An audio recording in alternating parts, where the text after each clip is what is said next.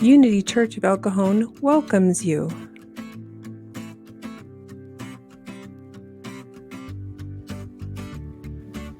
Thank you for joining us for Transformational Tuesday.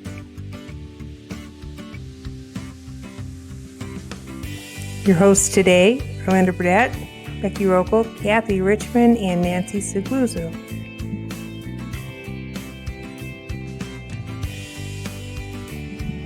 So get comfortable and let's get started.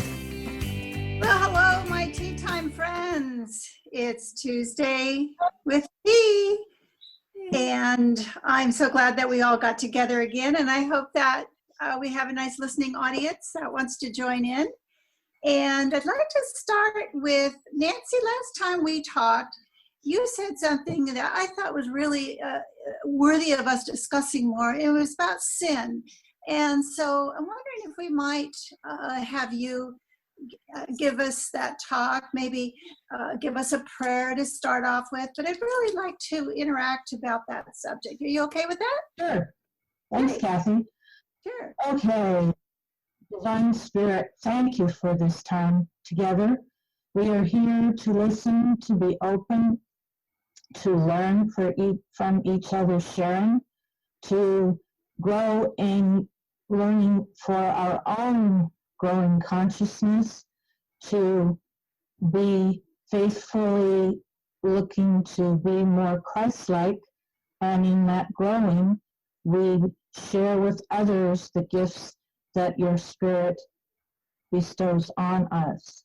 We are so grateful and we are so thankful, and I'm so grateful for these loving and caring women of our transformational teas. Amen. Ooh, wonderful. Amen. Thank you. Okay. Welcome, Cathy. Thanks for that wonderful introduction. Yes, I was talking about the topic of sin and how sin is what brought me to unity. Indirectly, anyway. I grew up Catholic, and I was a young child reading my catechism when I realized that it said that we were all sinners, and I thought, that can't be. We can't all be sinners. We can't be born with original sin, as they said.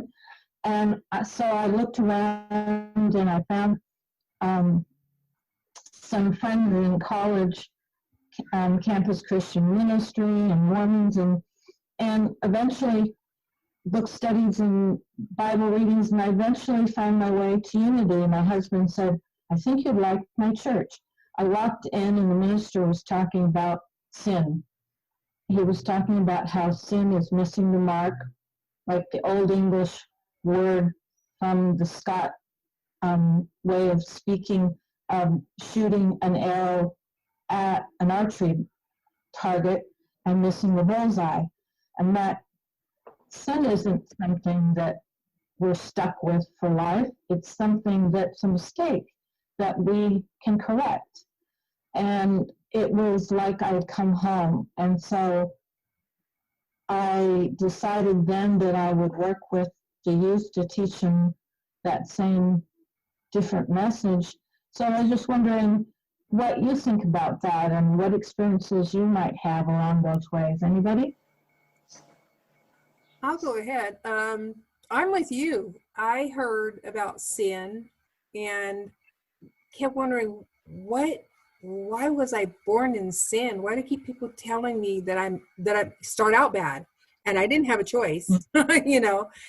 And so the sin always kind of like brushing a cat the wrong way made the hair stand up on the back of my neck, and I couldn't figure out why. And I was enlightened when I got to Unity, because that's the first time I had heard that it's about missing the mark.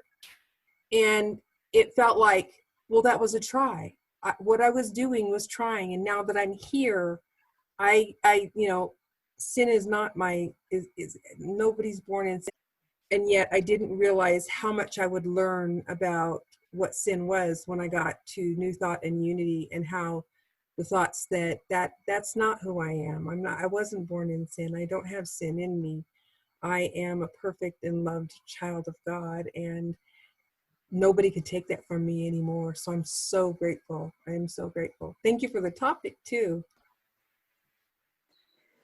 Well, I'd like to add to that, I look at people now through the Unity Way, that we are all born perfect. There's what newborn baby that's so precious could be a sinner? I mean, really. And I do a lot of work with women that are incarcerated, and they believe that they're a sinner. They were born like that. And I see through that, and I see this beautiful child, the little girl in them. And so often I try and get them, go back and look at that little girl inside of you, and love her and know that she can make better choices. So I think that this idea that you are a sinner really would lock you into that state of mind, and that's exactly what you would do. So I love this idea that we learn through mistakes, call them sins, call them mistakes, but it's a way of growing. Well, I relate to everything that you're saying. I wasn't raised with the whole idea of original sin, but I was raised with the idea that I was a mistake. I think I probably told you that when on my 7th birthday, I had a little sister who was stillborn. She was born dead.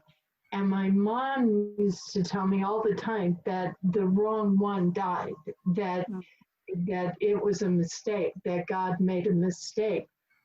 And then in recovery, and I used to hate this, just literally hate this saying. So of course it changed my life. They would always say, you only have to change one thing, everything, right? And I had a sponsor tell me, you just need to change your mind and decide you're not a mistake. And the same thing with sin. It was almost too easy, right? Living my whole life believing this and then changing my mind, and well, that's over. But I love it, and there's your redemption, right? Everything changes when you change your mind, when you stop believing the lies. Yes, that's so, I love the way you shared that, and it hurts my heart that as a child that you had to live through that and carry that on and into your adulthood, but you certainly have moved through that, and you're a blessing to us all. So if nobody else has anything to add, I think we need to close out this our tea time, because I know this is something that if we had 20 of us, we could go on for hours with this topic. We do have a time limit. So I thank my sisters for being here. And I'm wondering maybe if Linda, you could close this out with a meditation today. I'd love to. So let's sit back and just change our minds and let go of any mistakes or error thinking, and take a breath together. In this breath, we affirm, I am divine. I am perfect. I am connected to all that is, all that has ever been, or all that could ever be.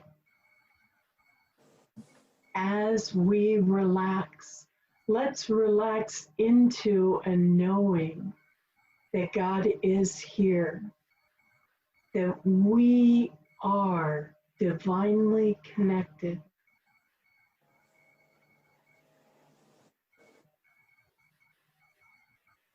Once we have that feeling, that knowing, take another breath. And let's return to this day knowing we are meant to be here. We have purpose, and we are worthy. And so it is. Amen. Amen. Thank you for that beautiful meditation, Linda. Thank you for all being here, and for all you listeners. Have a blessed week or two until we see you again. God bless everybody. Bye.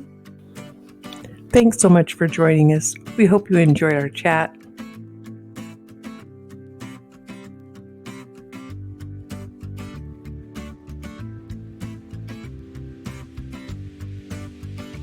Be sure to comment, like, and share with others. Blessings.